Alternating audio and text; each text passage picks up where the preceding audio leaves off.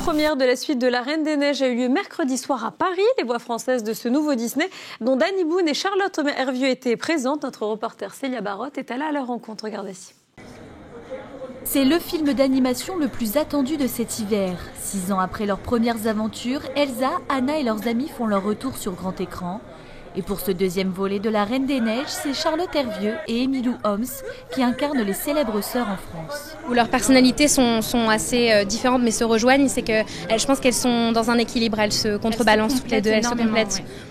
Pour sauver le royaume d'Arendelle et connaître l'origine des pouvoirs d'Elsa, les princesses, Christophe et Sven peuvent compter sur l'aide de leur ami Olaf.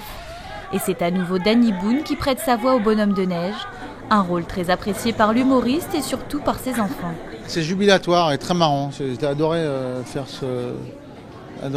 doubler ce personnage. J'avais fait la voix il y a très très longtemps de Mr Bean, son premier film.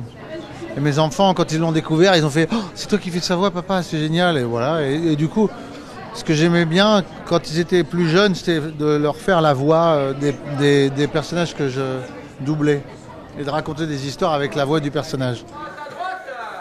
Véritable film à succès, de nombreuses célébrités ont assisté à l'avant-première du second opus au Grand Rex. Accompagnées ou non de leurs enfants, il semblerait que beaucoup d'entre elles aient succombé au phénomène Reine des Neiges.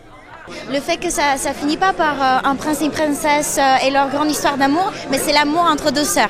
Alors maintenant, j'ai très hâte de voir la suite et voir ce qu'ils nous ont réservé comme surprise. J'adore parce qu'il y a tellement d'humour dans des dessins animés que même mes garçons adorent ce dessin animé en particulier.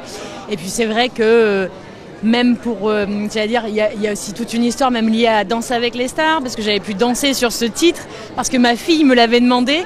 Et depuis cette émission, ma fille me voit un peu comme la Reine des Neiges. Donc autant vous dire que j'étais obligée de venir avec une tresse ce soir. Parce que je trouve que Disney fait toujours des trucs où on se retrouve à quelque part.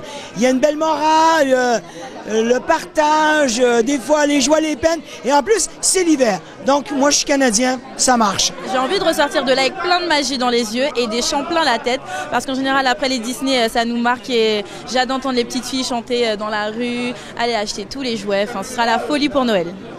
Et des chants, il y en a dans La Reine des Neiges 2. Si pour certains il est encore impossible d'oublier le fameux Libéré, délivré, d'autres mélodies resteront gravées en tête. C'est toujours ta main dans la mienne. Sortie officielle du film le 20 novembre prochain.